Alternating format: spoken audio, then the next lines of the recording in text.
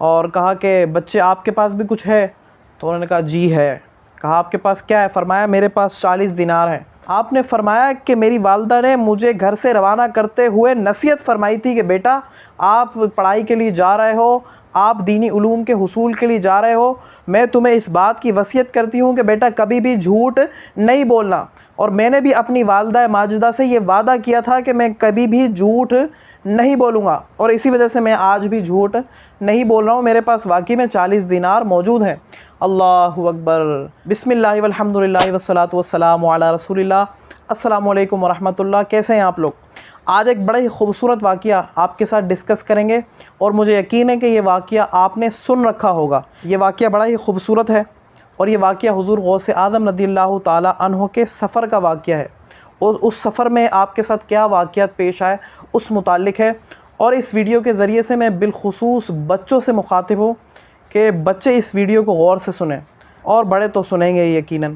آپ رحمۃ اللہ تعالی علیہ یعنی کہ حضور غوث اعظم رضی اللہ تعالی عنہ جب تھوڑے سے بڑے ہوئے نا، تو آپ کی والدہ ماجدہ نے جو پہلے ہی ذہن بنایا ہوا تھا کہ آپ کو دینی علوم کے حصول کے لیے آپ کو بغداد شریف بھیجیں گے، تاکہ آپ وہاں پر جائیں گے اور وہاں پر دینی علوم حاصل فرمائیں گے، اور پھر اس دینی علوم کا چرچا سارے عالم اسلام میں فرمائیں گے۔ تو اس مقصد کے لیے حضور غوث اعظم رضی اللہ تعالی عنہ کی والدہ ماجدہ نے نا آپ کے لیے کچھ زادرہ اکٹھا کیا ہوا تھا، کچھ سامان اکٹھا کیا ہوا تھا۔ وہ سامان کیا تھا؟ اس سامان میں 40 دینار تھے۔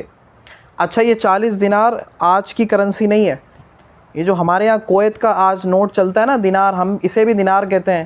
اس دور میں دینار سونے کے سکے کو کہا جاتا تھا، سونے کا سکہ دینار کہلاتا تھا، اور چاندی کا سکہ درہم کہلاتا تھا۔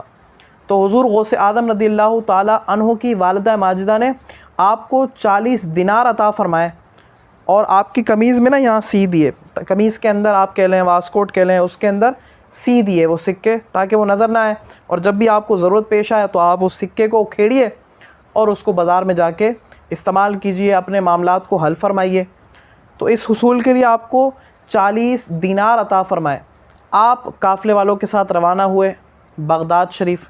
بغداد شریف آپ جا رہے تھے تو رستے میں نا ڈاکوؤں نے آپ کو گھیر لیا، پورے قافلے کو گھیر لیا، پورے قافلے کو یرغمال بنا لیا، اور لوٹا ماری شروع کر دی کہ تم بھی دو لاؤ، تم بھی دو لاؤ، تم بھی دو۔ تمام لوگوں سے سامان لوٹنا شروع کیا۔ لوٹتے لوٹتے ڈاکو حضور غوث اعظم رضی اللہ تعالی عنہ کے پاس بھی آئے، اور کہا کہ بچے آپ کے پاس بھی کچھ ہے؟ تو انہوں نے کہا جی ہے۔ کہا آپ کے پاس کیا ہے؟ فرمایا میرے پاس 40 دینار ہیں۔ تو ڈاکو سمجھا ہمارے ساتھ مذاق کر رہا ہے بچہ، ڈاکو چلا گیا۔ دوسرا ڈاکو آیا، اس نے بھی یہی پوچھا کہ آپ کے پاس کچھ ہے؟ کہا میرے پاس ہے۔ پوچھا آپ کے پاس کیا ہے؟ فرمایا میرے پاس 40 دینار ہیں۔ وہ ڈاکو بھی چلا گیا کہ بچہ ہے، اس کے پاس کیسے ہی ہو سکتے ہیں 40 دینار، وہ بھی چلا گیا۔ تیسرا جب بندہ آیا اور اس نے بھی یہی ماجرا دیکھا نا، تو یہ سب پریشان ہوئے، حیران ہوئے۔ انہوں نے حضور غوث اعظم کو لیا اور اپنے ڈاکوؤں کے سردار کے پاس چلے گئے۔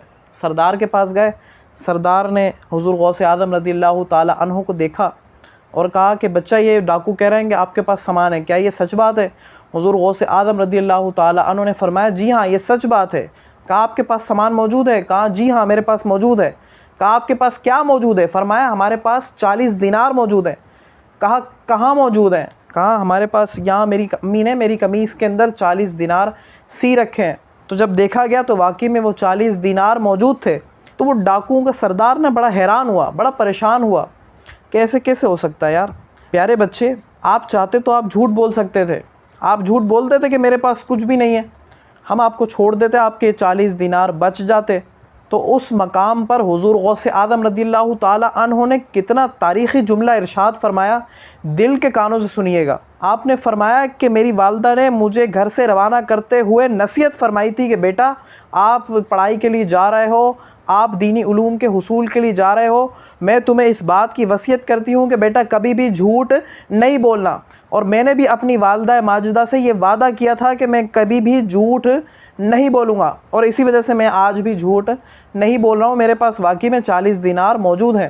اللہ اکبر۔ وہ جب ڈاکو نے یہ بات سنی نا کہ حضور غوث اعظم رضی اللہ تعالی عنہ چھوٹے سے بچے، اس عمر میں ناسمجھ بچے ہوتے ہیں، اس عمر میں اتنا شریعت کا پابند اور اپنی والدہ ماجدہ سے کیا ہوا وعدہ نبھا رہا ہے، اس ڈاکو کے آنکھوں میں آنسو آ گئے کہ یہ بچہ اپنی والدہ سے کیا ہوا وعدہ نبھا رہا ہے، ہم اپنے رب سے کیا ہوا وعدہ نہیں نبھا رہے۔ وہ ڈاکو پشیمان ہوا اور وہ تمام ڈاکوؤں سے مخاطب ہوا سردار، اور اس نے کہا کہ اے میرے ساتھیوں، آج تک تم میری ڈکیتی کے گواہ تھے، آج میری توبہ کے بھی گواہ ہو جاؤ، میں توبہ کرتا ہوں۔ جب سردار نے توبہ کی تو سردار کے ساتھ سردار کے تمام ساتھیوں نے بھی توبہ کی اور وہ راہ راست پر آ گئے۔ یہ عالم تھا حضور غوث اعظم رضی اللہ تعالیٰ عنہ کے بچپن کا، کہ آپ نے بچپن میں اتنی ماں کی فرما برداری کی اور ماں سے کیا ہوا وعدہ نبھانے کے لیے اپنے ساری کرنسی، اپنے زاد راہ داؤ پر لگا دیا، مگر ماں سے کیا ہوا وعدہ نہیں توڑا کہ جھوٹ نہیں بولوں گا۔ تو آج ہمیں بھی چاہیے کہ ہم بھی جھوٹ نہ بولیں، اور تمام والدین سے بھی میں مخاطب ہوں کہ اپنے بچوں کی تربیت اس طرح کریں، نہ وہ خود جھوٹ بولیں نہ آپ جھوٹ بولیں۔ ہمارے معاشرے میں ہوتا کیا ہے کہ ہم زبان سے تو کہتے ہیں بچے کو کہ بیٹا جھوٹ نہیں بولنا، لیکن ہمارا خود کا کردار یہ ہے کہ اگر ابا کو کوئی بلانے کے لیے باہر آ گیا نا، تو ابا نے بچے کو کہا ہے کہ بیٹا گیلری میں جاؤ، اور گیلری میں جا کر کہنا کہ ابو گھر پہ نہیں ہے، حالانکہ ابو گھر پہ ہوتے ہیں۔ اس بندے کو بھی معلوم ہے کہ بندہ گھر پر ہی موجود ہے، لیکن آپ نے اپنے بچے کے ذہن کے اندر ایک خناس فیڈ کر دیا کہ جب ضرورت پڑے تو جھوٹ بولنا جائز ہے۔ تو ایک وقت وہ بھی آئے گا جب بچہ آپ سے ہی جھوٹ بولے گا، اور اس وقت آپ سوائے پچھتانے کے کچھ بھی نہیں کر سکیں گے۔ اللہ تعالیٰ سے دعا ہے کہ اللہ تعالیٰ ہمیں جھوٹ بولنے کی اس لعنت سے محفوظ فرمائے، اپنے بچوں کی اچھی تربیت کرنے کی توفیق عطا فرمائے، اور حضور غوث اعظم رضی اللہ تعالیٰ عنہ کی سیرت پر عمل کرنے کی توفیق عطا فرمائے۔ ویڈیو اگر پسند آئی ہو تو اس کو ضرور لائک بھی کیجیے گا، شیئر بھی کیجیے گا، ایک اسمال سا کامنٹ بھی کر دیجیے گا، اپنے تاثرات بھی مجھے دیجیے گا، اور مجھے اپنی دعاؤں میں یاد رکھیے گا۔